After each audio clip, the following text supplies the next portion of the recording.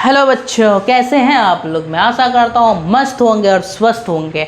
आप लोगों का कैसा एग्ज़ाम जा रहा है कमेंट में बताइए। तो अभी तो टेस्ट एग्ज़ाम चल रहा है स्कूल में, तो आप लोग एग्ज़ाम दीजिए। तो मैं आपसे एक बीच में लेके आया हूँ नावादास का पद, जो कबीरदास और सूरदास के बारे में बताया। कबीरदास तो देखे पढ़े, अब हम लोग पढ़ते हैं सूरदास की तरफ जाते हैं। सूरदास ये वही है, सूरदास जो कृष्ण भगवान के लीला के बारे में किया था, है ना। सुनिए थोड़ा सा कृष्ण भगवान के वो गाना सुने आप लोग। यशोदा का नंद लाला जग का निराला।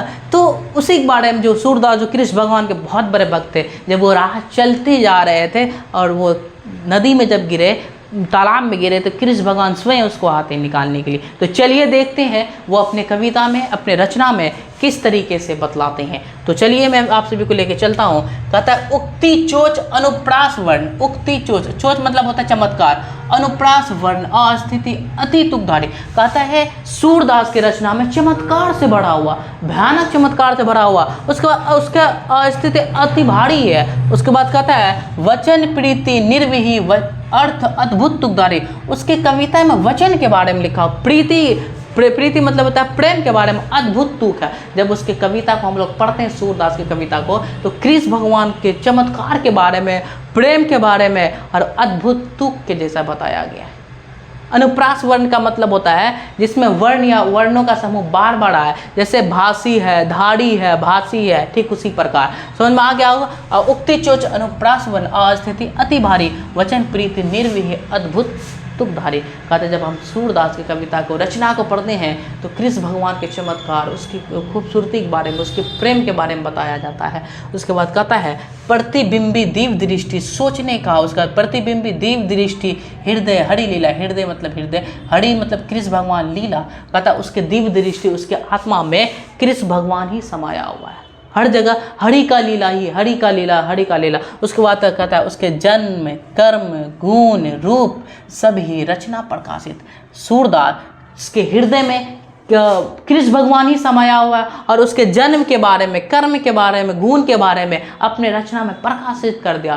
कृष्ण भगवान कैसे थे? ये वही कृष्ण भगवान जो हम बताए थे, कछु खात कछु धरनी गिरा हुआ है, छवि नहीं रखती नंद रनिया। जब कृष्ण भगवान खा रहे थे, कुछ खाते थे, कुछ धरती पे गिराया करते थे और उसकी माँ यशोदा अच्छी तरीके से देख रहे थे। तो ये वही है। कहता उसके जन्म के बारे में, उसके कर्म के बारे में, उसके गुण के बारे में, उसके रूप के बारे में किस तरीके से प्रकाशित किया कि जब हम लोग पढ़ते हैं तो लगता है हकीकत में कृष्ण भगवान को ही देख रहे हैं। बताइए सूरदास, उसको आंखें नहीं थे।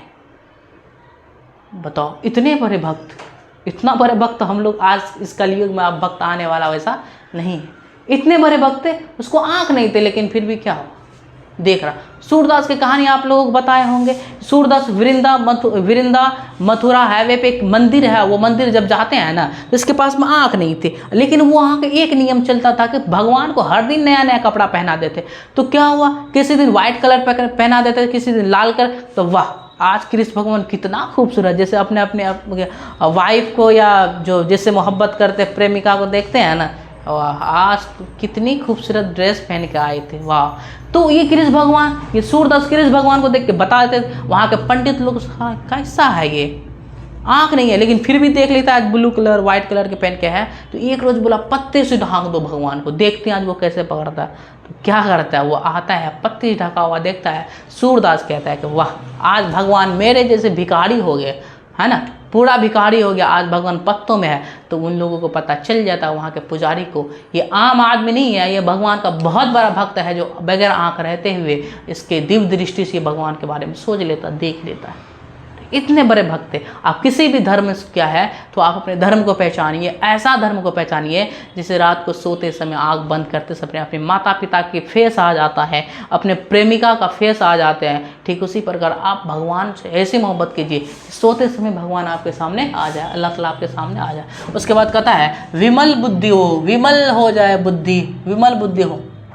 तासुकी मतलब उसके जो यह गुण श्रवणी धरे, श्रवणी मतलब कहता है जो भी इसके गुण को धरता है, सूरदास के गुण को धरता है ना, कान में सुनता है, उसका बुद्धि विमल हो जाता है, बहुत मुलायम हो जाता है, अच्छे इंसान हो जाता है। सूड कवि सुने कौन कवि जो नहीं शीर्ष चालन करे। कहता ऐसा कोई व्यक्ति नहीं है जो सूरदास की कविता को पढ़े और पढ़ने के बाद शीर्ष चालन ना करे, तो ये हो ही नहीं सकता, क्योंकि सूरदास थे ही वैसे व्यक्ति जो कृष्ण भगवान के ऐसे लीला बाल लीला के बारे में वर्णन किया, तो सुने तो लगेगा हाँ क्या है, अतः उसकी बुद्धि विमल हो जाएगा। ये था सूरदास, इसे कहते हैं सूरदास। हम लोग सुनते हैं ना सूरदास की औलाद। क्या कमेंट में बताइए आप लोगों को कैसा लग रहा है वीडियो। अगर अच्छा लग रहा है दबा के लाइक कमेंट कीजिए और AR क्लासेस को फैला दीजिए हिंदुस्तान के अंदर में।